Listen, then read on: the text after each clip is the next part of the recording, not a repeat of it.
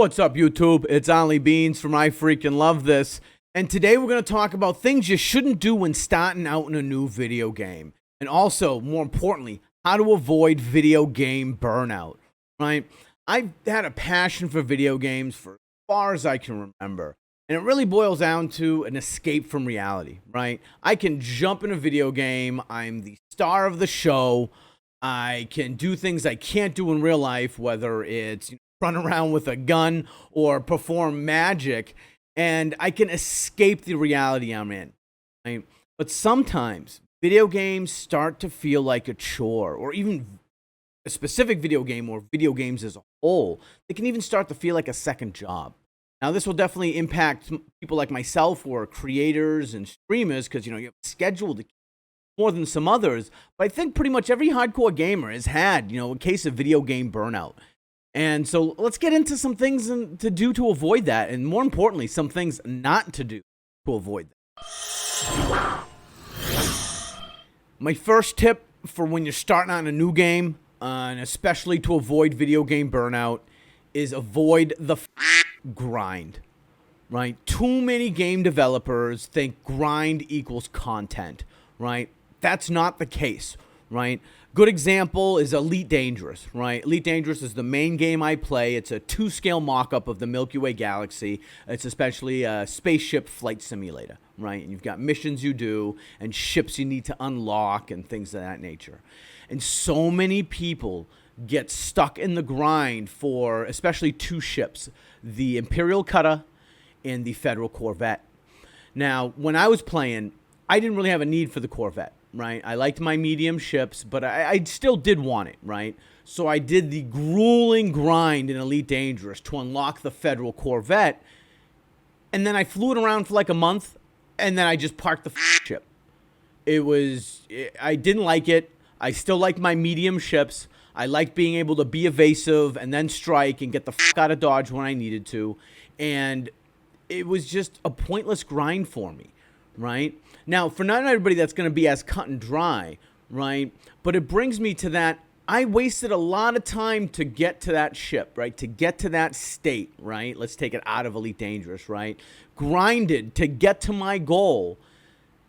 And then my goal wasn't what I wanted it to be. I then stopped grinding and went to just experience the game, find out new parts about the game that I can enjoy, right? Actually, bring it back to Elite Dangerous. There's also your rankings, right? Your combat ranking, your exploration ranking, your trade ranking. And people try to max those out, right? But maxing those out is not fun gameplay.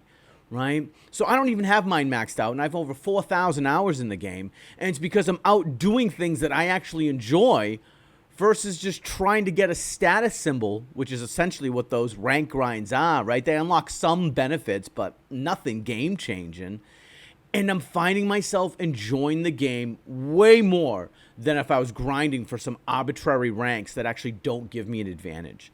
Now, again, also in Elite Dangerous, and I promise I will use some other games as examples, but also in Elite Dangerous, there's the engineering grind, which is worth it, right? It's a requirement in order to do PvP combat or player versus player combat.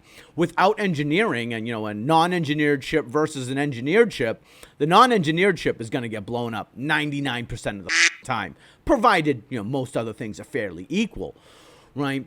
And so that grind is necessary, right? So don't avoid the grind as a whole, but find out what is just you trying to get to a status symbol or a badge or something that actually doesn't make you happy. And by all means, if those status symbols or the badges or the different color on your name or the little symbol next to it means something to you, then by all means, right? If that makes enjoyable gameplay for you, that's great.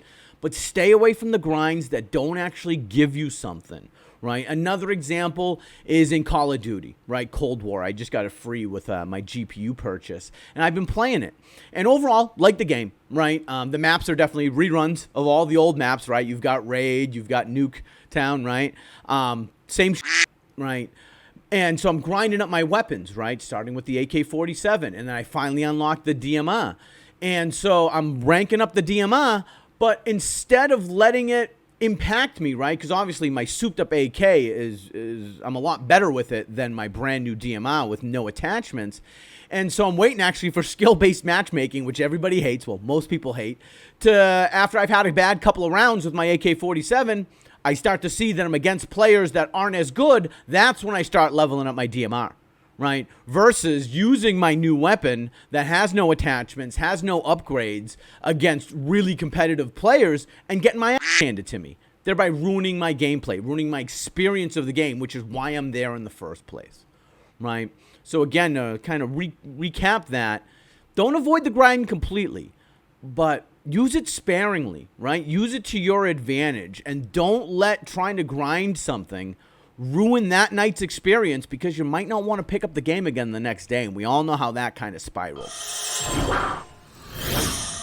And the second tip I got for you, and this is going to be a little controversial, and there is going to be a balance to this, just like pretty much any tip or piece of advice you ever get, is going to be, as a new player in a game, just starting out, right, especially games like Borderlands, Minecraft, Destiny, Ark Survival Evolved, No Man's Sky, and all these games, if you've got buddies, right, that also play the game, and maybe you've played it for the last 5 years, right, they're considered vets in the game, and you spawn in, let's use Ark Survival Evolved as an example, right, you spawn in on their server, you're essentially butt-ass naked, and they just start dropping endgame items on you, right, instead of a stick with a rock jammed into it, you've got machine guns and suits of armor and transportation and housing and shelter and all these things, right, that getting those things is essentially the purpose of the game,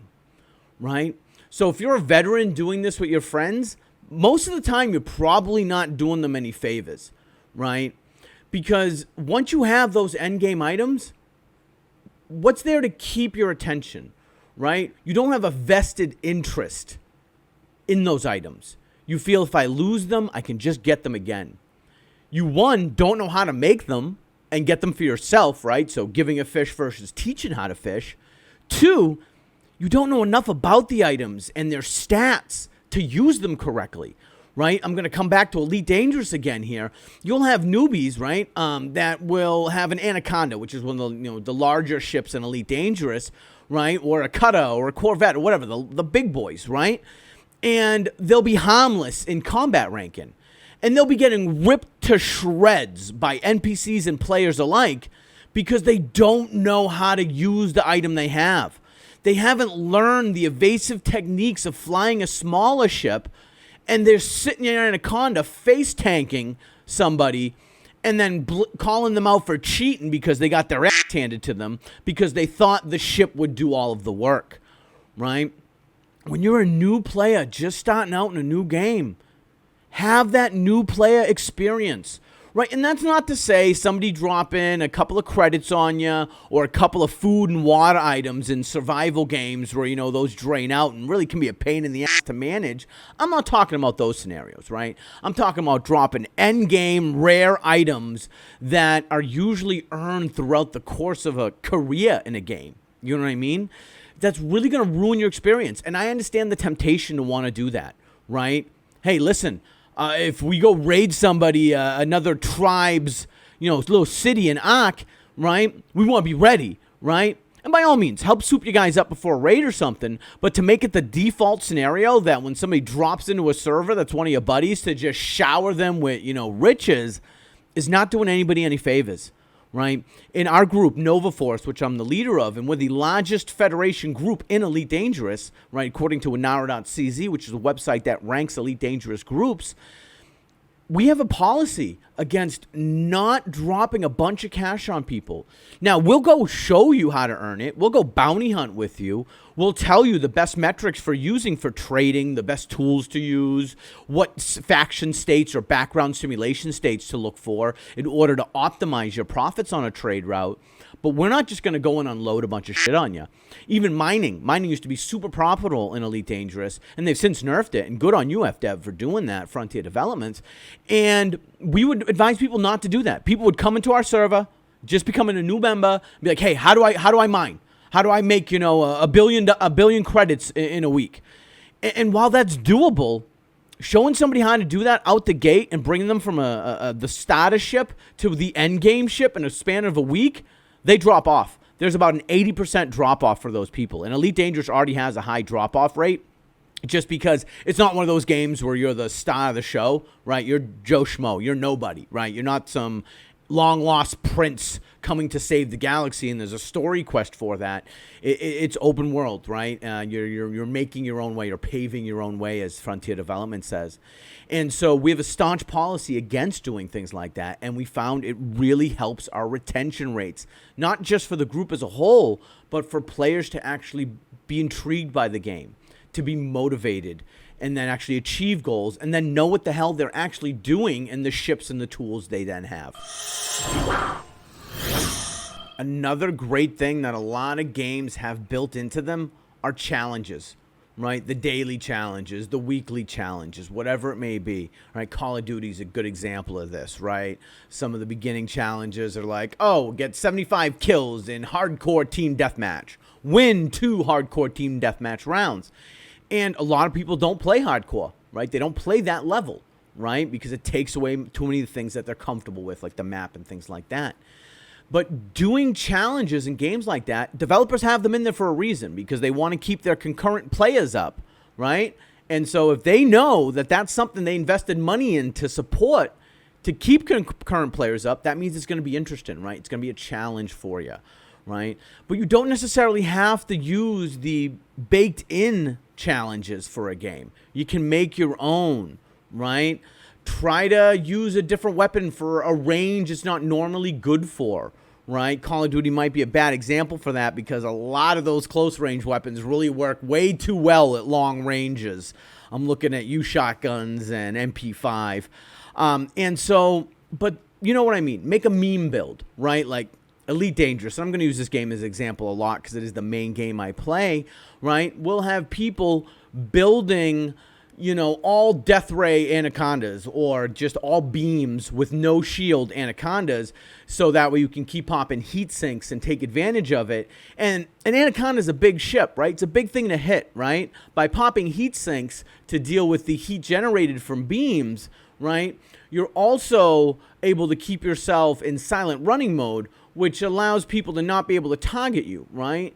And while it's not the most efficient thing, if somebody just knows the basics of what's happening and knows they just have to kind of aim at you instead of locking on, right? It's a quick thing to overcome, right? Being able to make fun builds like that and keep it interesting instead of running the meta FDL with 3 plasmas and 2 rails or all plasmas, right? It brings a new challenge into the game, right? Another example would be Ark, right? Ark Survival Evolved, right? Trying to go on a raid with lower grade weapons and seeing how that can work, right? Trying to almost play pranks on other people on your server and their societies and their little communities instead of doing full raids, right?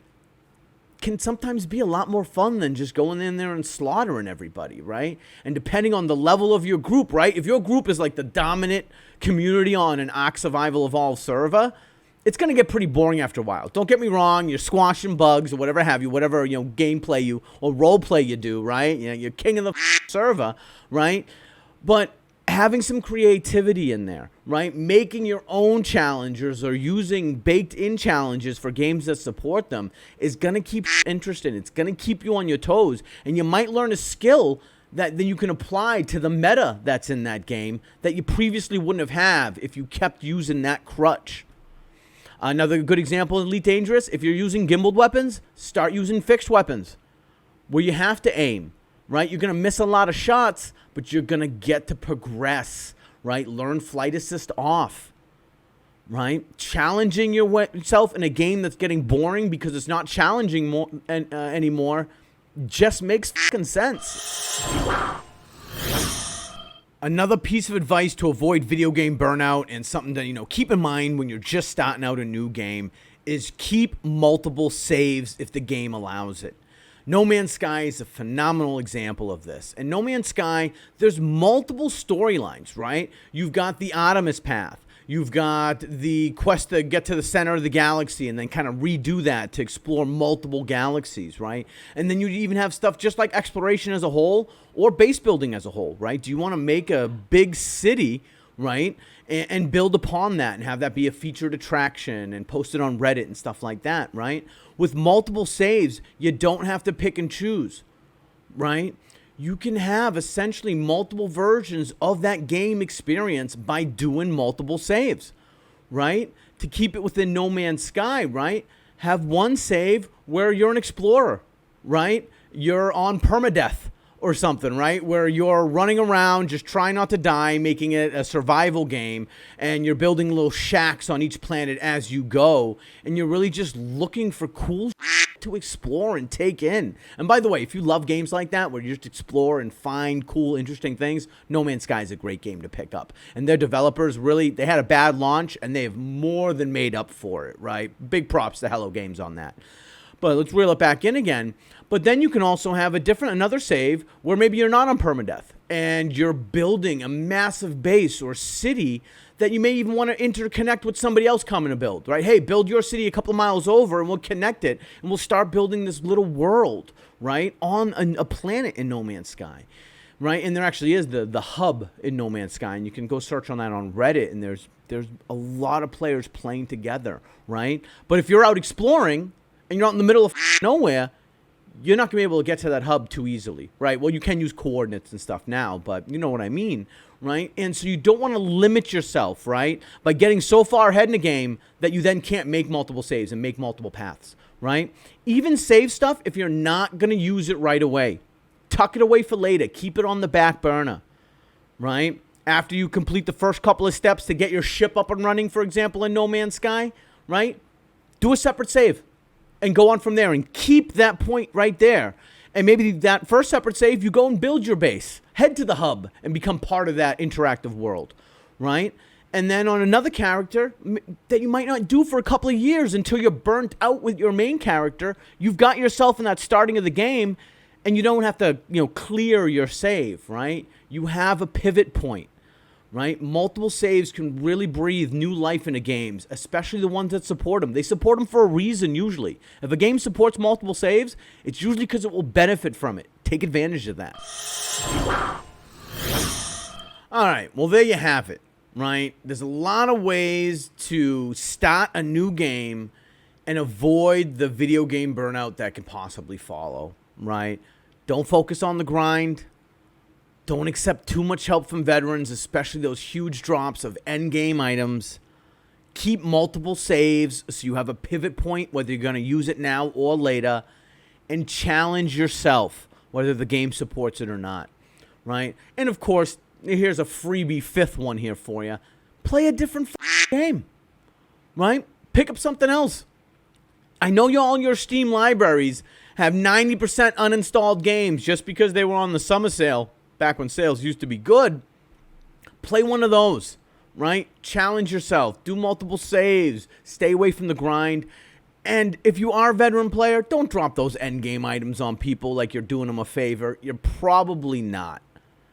Now, if you found this video helpful, I'd definitely appreciate a like. Maybe even hit that subscribe button and that bell. It does show me which videos people like, and so that way I'll keep making more of that content. And it does help the channel out, and it's free for you to do. If you have any questions for me, right, you want to know some clarifications on some of these items, or have questions about some of the games that I mentioned, I stream on Twitch 3 nights a week. Tuesdays, Thursdays, and Fridays. Best thing to do is to give me a follow, and you'll be notified when I go live. I'll throw that link down in the description below for you. I'm OllieBeanz from iFreaking Love This. I'll see you in the next video. Be good to each other.